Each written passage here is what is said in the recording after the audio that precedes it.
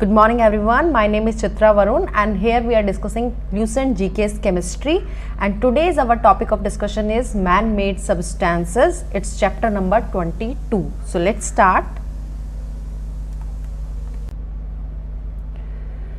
Man-made substances ऐसे substances जो कि human beings के द्वारा बनाए जाते हैं उन्हें हम कहते हैं man-made substances, right? ऐसे पदार्थ जो कि हम खुद बनाते हैं. फॉर एग्जाम्पल सबसे पहले हम बात करेंगे फर्टिलाइजर्स की. तो फर्टिलाइजर्स होते क्या है? The substance added to the soil to make up the deficiency of essential elements are known as fertilizer, right. इसका मतलब सीधा सीधा ये है कि जब हमारी सॉइल में एक एसेंशियल एलिमेंट्स की कमी हो जाती है तो हम हमारी सॉइल को क्या प्रोवाइड करते हैं? फर्टिलाइजर्स प्रोवाइड करते हैं, यानी कि ऐसे पदार्थ प्रोवाइड करते हैं जो कि हमारी सॉइल को क्या बनाते हैं? रिच बनाते हैं, राइट. तो उसमें जितने भी एसेंशियल एलिमेंट की कमी हुई है उन सबको पूरा करने के लिए हम फर्टिलाइजर्स का यूज करते हैं, राइट. इनको हम हिंदी में उर्वरक बोलते हैं. अगर हम क्रॉप प्रोडक्शन करेंगे, जैसे कि हम खेतों में जब फार्मर्स क्रॉप प्रोड्यूस करते रहते हैं एक के बाद, तो हमारी सॉइल कैसी हो जाती है? एसेंशियल एलिमेंट्स की उसमें कमी हो जाती है, यानी कि they are deficient of some essential element. उन्हीं एलिमेंट्स को, एसेंशियल एलिमेंट्स को हम कैसे पूरा करते हैं? बाय प्रोवाइडिंग सब्सटेंस, जिनको हम क्या कहते हैं? फर्टिलाइजर्स बोलते हैं, राइट. तो देखो ये जो फर्टिलाइजर्स बेसिकली होते हैं वो कितने टाइप के होते हैं? तो fertilizers are of two type, right. तो सबसे पहले हम बात करेंगे फर्टिलाइजर. एक होता है नेचुरल, देखो यहाँ पे है नेचुरल, और एक होता है सिंथेटिक, यानी कि केमिकल उसकी नेचर होती है. तो सबसे पहले हम नेचुरल की बात करेंगे. फॉर एग्जांपल जैसे हमने घर में देखा होगा कि हमारी जो किचन से जो वेट वेस्ट जो निकलता है, फॉर एग्जांपल जितना भी हम जैसे फ्रूट्स खाते हैं उसके पील्स होते हैं, या फिर जितना भी गीला कचरा आप बोल सकते हो, अनियन के छिलके हो गए, गार्लिक के छिलके हो गए, या फिर बनाना के पील्स हो गए हैं, टमाटो, रॉटन टमाटो है, ये सब चीज़ें क्या होती हैं? इनको हम एज ए फर्टिलाइजर यूज़ कर सकते हैं बाय मेकिंग नेचुरली. कैसे? हम इसको एक किसी डब्बे में रख के बंद करके और इसको थोड़े दिन के लिए छोड़ देते हैं, और उसके बाद ये डिकम्पोज होना शुरू होता है, सड़ना शुरू होता है, और वही क्या करता है?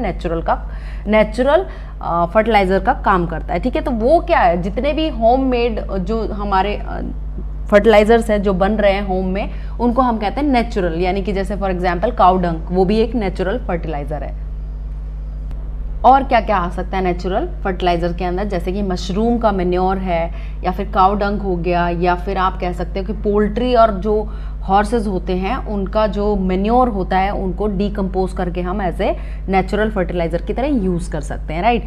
अब आता है दूसरा सिंथेटिक फर्टिलाइजर. सिंथेटिक फर्टिलाइजर्स क्या होते हैं? बेसिकली केमिकल्स होते हैं, और ये बहुत इंपॉर्टेंट होते हैं for the plant nutrition, right. For example अगर हम बात करेंगे मॉडर्न केमिकल फर्टिलाइजर की, तो बेसिकली इनके अंदर नाइट्रोजन होता है, फॉस्फोरस होता है, और पोटेशियम होता है. तो 3 NKP जिसको हम बोलते हैं, nitrogen, K is for potassium and P is for phosphorus, right.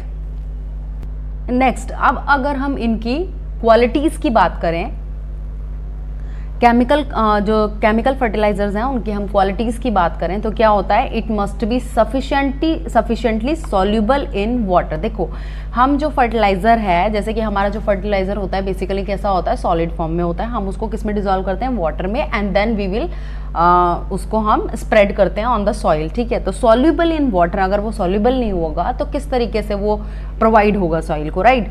हमको उसको स्टेबली प्रोवाइड करना है, किसके अंदर डालकर? सॉल्यूबल वाटर के अंदर डालकर, जिससे कि वो इजीली सॉल्यूबल हो जाए और इजीली सॉइल को अवेलेबल हो जाए, right. It should be stable so that the element may be available for a longer time. ये कैसा होना चाहिए? स्टेबल इसका नेचर होना चाहिए, जो कि बहुत टाइम तक के लिए हमारी सॉइल को ये अवेलेबल रहे, right. It should contain nothing injurious to the plant, और ऐसे इसके अंदर कंपाउंड नहीं होने चाहिए जो कि बहुत इंजीरियस हो प्लांट्स के लिए, ठीक है. क्योंकि प्लांट्स क्या होता है? फूड, हमारे जो फूड वेजिटेबल्स हैं वो कहाँ से आती हैं? फ्रूट, इस प्लांट से आती हैं. अगर इसमें कुछ टॉक्सिक या इंजूरियस होगी चीज़ें तो हमारा प्लांट भी सर्वाइव नहीं करेगा. तो it should not contain nothing injurious to plant, right. अब हम बात करेंगे among the chemical fertilizer the 2 important categories are. तो सबसे पहले जैसे मैंने बताया कि आपको नाइट्रोजन फॉस्फेट और पोटाश, ठीक है, nitrogen, phosphate, phosphorus and potassium, ये तीन जो होते हैं बेसिकली ये केमिकल फर्टिलाइजर्स के लिए इंपॉर्टेंट है। और सबसे पहले हम बात करेंगे फॉस्फेटिक फर्टिलाइजर्स की, ठीक है। All naturally occurring phosphates are orthophosphates, right, the most abundant of these being rock phosphate, यानी कि जो नेचुरल अकरिंग फॉस्फेट है, जैसे कि नेचुरली कहाँ प्रेजेंट होता है, रॉक में प्रेजेंट होता है, जिसको हम ऑर्थोफॉस्फेट बोलते हैं, राइट। उसका फॉर्मूला है calcium 3 phosphate 4 and it's twice, right. तो ये कैल्शियम फॉस्फेट का फॉर्मूला है जो कि ऑर्थोफॉस्फेट की फॉर्म में रहता है और ये कहाँ प्रेजेंट होता है, रॉक में प्रेजेंट होता है। यहीं से जो फर्टिलाइजर इंडस्ट्री होती है वो उसको प्रोक्योर करती है, उसको निकालती है, उसके बाद किसका प्रोडक्शन करती है, super phosphate of lime, right. ये इंपॉर्टेंट है, ये आपको याद रखना है। जो फॉस्फेट का जो ट्रिपल सुपर फॉस्फेट है उसको हम कहते हैं सुपर फॉस्फेट ऑफ लाइम, वो फर्टिलाइजर के लिए यूज किया जाता है एज ए फॉस्फेटिक फर्टिलाइजर।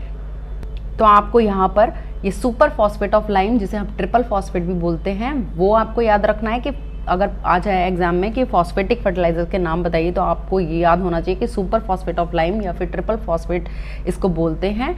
और नाइट्रोफॉस, ठीक है, ये भी एक इम्पॉर्टेंट है। नाइट्रोफॉस में देखो आपको याद, देखो nitro means nitrogen plus phosphate, ठीक है, ये दोनों की ये कंबाइंड फॉर्म है, combined form of phosphatic and nitrogenous fertilizer. तो इन दोनों को नाइट्रोफॉस बोलते हैं। तो फॉस्फेट हमें दो रूप में मिलता है, नाइट्रोफॉस के रूप में भी मिलता है और सुपर फॉस्फेट ऑफ लाइम के रूप में भी, राइट।